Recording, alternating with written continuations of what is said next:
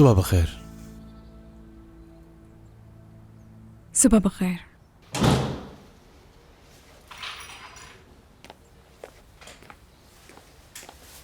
खैरियत है? रात तुम कमरे में नहीं आए? हाँ, मैं नहीं आया। और लाउंज में भी नहीं थे? हाँ, नहीं था। लेकिन ऐसा पहले हुआ नहीं है कभी? हाँ बिल्कुल, ऐसा पहली बार हुआ है। अरे जिम, गुस्से में कुछ भी कह देती हूँ, समझ नहीं आता मुझे।